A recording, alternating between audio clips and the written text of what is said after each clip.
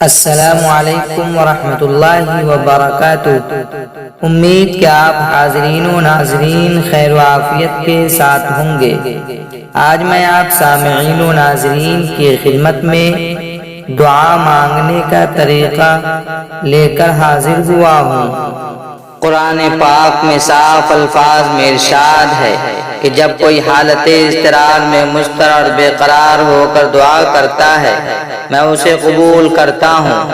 حدیث شریف میں ہے کہ جب کوئی شخص دعا مانگتے ہوئے رو پڑتا ہے اور اس کی آنکھوں سے آنسو جاری ہو جاتے ہیں تو دریائے رحمت جوش میں آ جاتا ہے اور خدائے قدوس فرماتا ہے کہ مجھے شرم آتی ہے کہ رونے والی آنکھ اور پھیلا ہوا ہاتھ میرے دربار سے خالی جائے، لیکن ہم ہر وقت دعا کرتے ہیں، عمل پڑھتے ہیں، نقوش لکھتے ہیں، مگر ان تمام صورتوں میں اثر نہیں ہوتا، دعا قبول نہیں ہوتی، ہمارا عمل کامیاب نہیں ہوتا، ہمارا تعویذ اثر نہیں کرتا۔ ہم مایوس ہو کر دعا و عمل اور تعویذ سے بے عقیدہ ہو جاتے ہیں، خدا کے کلام سے بدگمانی کرنے لگتے ہیں، حالانکہ غلطی خود ہماری تھی۔ دعا کرنے کے وقت ہم سے اگلے بزرگوں کا بلکہ ہم سے پہلے عام انسانوں کا جو طریقہ تھا وہ ہم بھلا چکے ہیں۔ ہم نے احادیث نبوی کی ہدایت کو بھی بھلا دیا ہے اور فرمان خداوندی کو بھی۔ ہم دعا کرتے ہیں لیکن طریقے کے ساتھ نہیں۔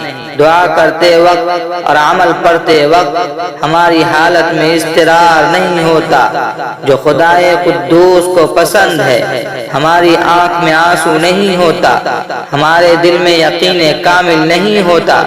یہی اسباب ہیں جن کی وجہ سے ہماری تمام دعائیں اور اعمال بے اثر ہوتے ہیں۔ ہر طالب دعا کو چاہیے کہ در اقدس جب کوئی التجا لے کر جائے تو اس کی حالت میں اضطرار ہو، آنکھ میں آنسو اور دل میں تڑپ ہو، اور وہ اپنے خدا پر اس قدر ناز کرے جتنا کہ اپنے ماں باپ پر کرتا ہے۔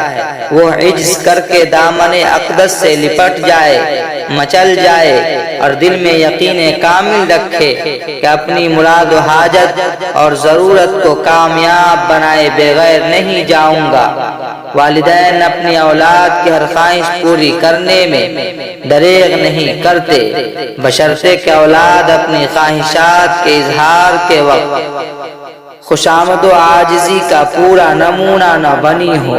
اور خدا جو کہ ارحم الراحمین ہے، جو ماں باپ سے 70 حصے زیادہ شفیق و مہربان ہے، جس کے قبضہ قدرت میں کائنات عالم کی ہر شے ہے، وہ اپنے بندے کی جائز خواہشات کو کیسے پورا نہیں فرمائے گا؟ مگر حقیقت یہ ہے کہ ہمیں مانگنا ہی نہیں آتا۔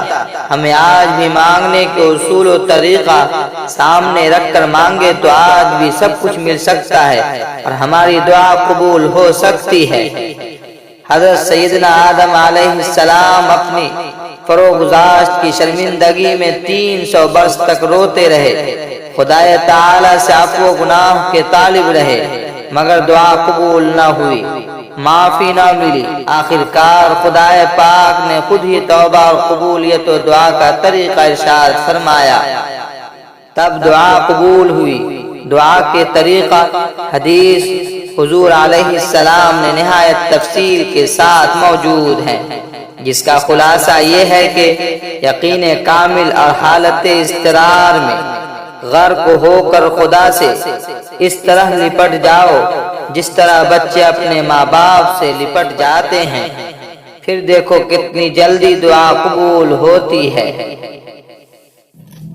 مزید اچھی اسلامک ویڈیوز دیکھنے کے لیے ہمارے چینل کو سبسکرائب کریں اور لوگوں تک شیئر کریں تاکہ آنے والی ویڈیوز آپ تک پہنچ سکے۔ جزاک اللہ خیرا۔